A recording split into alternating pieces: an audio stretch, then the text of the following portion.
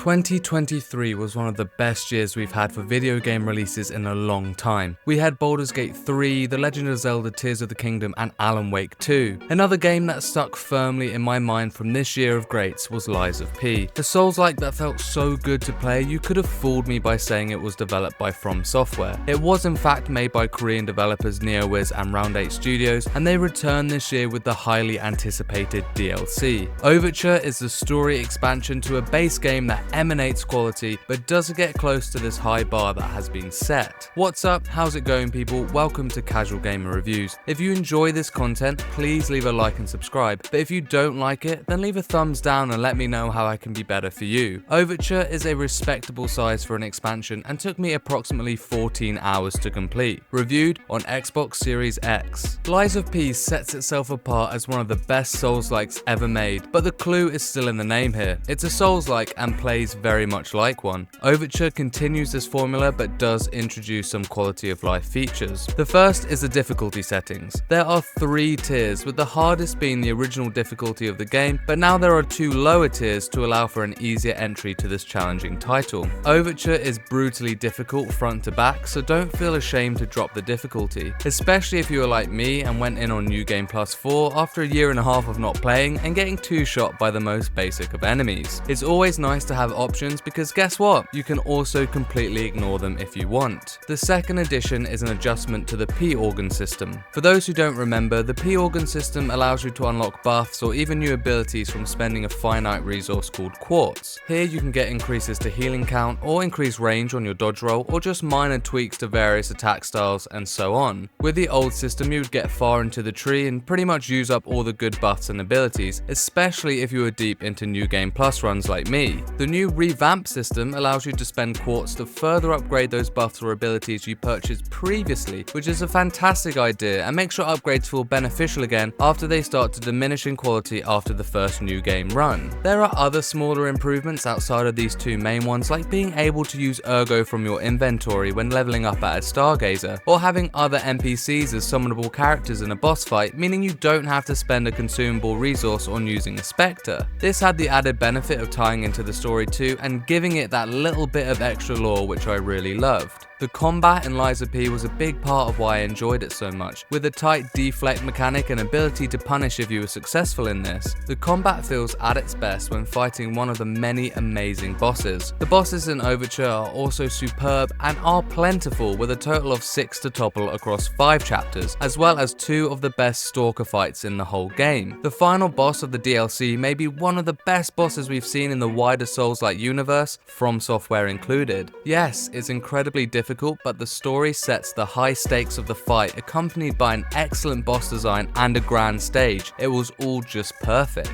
Another defining feature that led to my love of the base game was the weapons and weapon customization, specifically the ability to mix any blade on a non-boss weapon with any handle. My favorite weapon of vanilla was a speedy handle that went with my build and a heavy electric blade on top. I managed to do the same build in DLC with a completely new weapon head and handle, and it was even better this time. All in all, Overture has 10 new weapons, 3 of which are boss weapons, and all of those are great. Of the 7 standard weapons, 6 of them can be customized as usual, and I would recommend it as some can make truly glorious inventions of pain. The 7th weapon, however, is a little different. For the first time, Overture introduces a bow into the fold. At first, I turned my nose up to this, as I always would in Souls-likes. Bows were always a way to cheese an enemy from afar if I was struggling with them. However, I decided I would give this a go, as they made such a big deal of it in the trailers, and holy fuck, I'm so glad that I did, as it's so much fun. Don't get me wrong, this weapon is absolutely not viable against any bosses, but against bog standard overworld enemies, I couldn't recommend it more. The light attack is a quick shot and the heavy attack is a double shot. There are dodge mechanics involved with some of the attacks where you ping off a couple of shots while at the same time swooping backwards out of attack range. Then there's the Fable Arts. The Fable Arts for the bow were awesome. Take a look here, how cool does that look? And trust me, it feels more satisfying than it looks. Credit where credit is due, and the developers deserve it here for making a bow an enjoyable weapon in a Souls-like. Lastly is the Legion arms. Overture adds 2 more to the catalogue, and both of them are long range. I found that this DLC did bring such a nice balance between the short and mid to long range viability of the combat. I just spoke about the bow, but these 2 arms fall into that category as well. The first is Cataclysm, which which is effectively a shotgun spouting from your forearm, and the second is Icarus, which shoots out rotating blades that can prove increasingly useful against less mobile enemies. Icarus was my preferred of the two and the one I ran pretty much the whole DLC with. Its upgrade path allows for 2 blades to be shot out, and I just found it to be powerful and efficient. The thing that I feel like I have some criticism with is the level design. It really ebbs and flows. Starting out in the zoo was great and I really felt engaged fighting amongst the exhibits and animal monstrosities, but then it enters into a slightly bland cave area and then into a pretty empty ice area before reaching its climax with another superb area in the final chapter. I do wish this was a little better given how great everything around it is. Overture follows in the footsteps of the base game with fantastic voice work and some impressive music tracks. While P himself is not voiced, the surrounding cast of characters are, and it veers on the side of exceptional.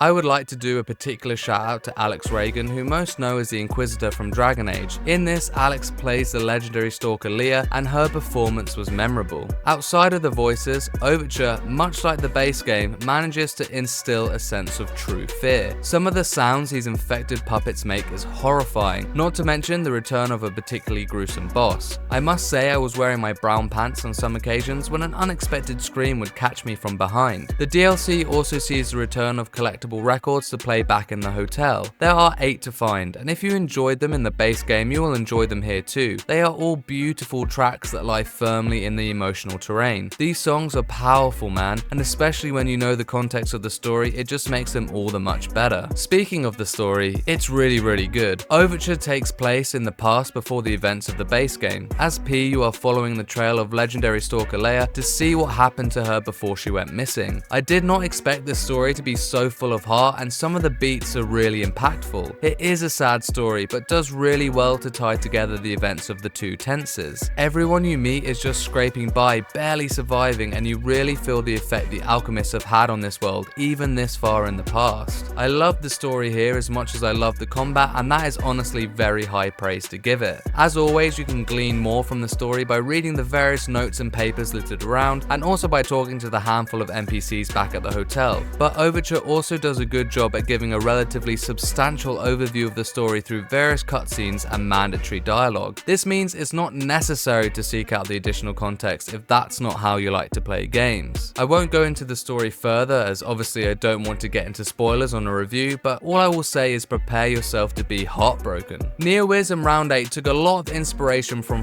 Software with their side quests in the base game. What I mean by this is they are super vague and hard to follow. This is rectified in Overture as there are a handful that return here, but I never felt like I didn't know what I was doing. Yes, sometimes you are asked to get an item with no real idea of where it may be, but chances are you will stumble upon it naturally anyway. You are often given a nudge in a direction, and it felt like it was a bit more handholdy, which I welcomed. What was unfortunate is that none of these side quests were particularly memorable and were less interesting than the ones that came before. Granted, this is a much more compact experience, but that fact still remains. Cryptic vessels make a return and are called cipher machines here, as do the records as I previously mentioned. The other form of side content which I squealed with excitement over was the Black Rabbit Brotherhood hideouts. These act in the same way as the riddle rooms did, in that you needed to find a key for them out in the wild and then you could access them. Inside you would unlock the costume for one of the Brotherhood, and I could not be more in love with this idea. The most iconic thing I remember from Lies of P is that first Brotherhood fight when they all come out in the pouring rain kitted out with their intimidating masks. You bet your ass I wore the eldest's as soon as I got it. There is nothing more sick than having a gas mask on your head while simultaneously having a noose around your neck. Lastly, the DLC brought with it a boss rush mode. Within this mode you can select either Battle Memories or Death March. Battle Memories is simply refighting a singular boss, and Death March is a challenge run where you must fight 3 bosses consecutively with limited resources. Each of these runs have multiple difficulty levels you can select for them, meaning all you sickos out there can do some crazy hard no-hit runs with your Wii nunchucks and Guitar Hero controllers. Lies of P Overture takes all the things that made the vanilla title so good and improves upon them in almost every regard. The combat is sensational, and the addition of all the new weapons really amplify this. The audio is fantastic in both its voice work and its musical tracks, and the story was so much better than I expected. There is a nice amount of side content for a linear DLC, and I would really express that this is a must play for anyone who enjoys the base game. This title could not be more accessible than it is right now with all the quality of life features the DLC brings, and I can only see that as a positive. The criticisms are minor but still present, with slightly less interesting side quests and occasional bland level design. Lies of P Overture gets a casual gamer score of 9 out of 10.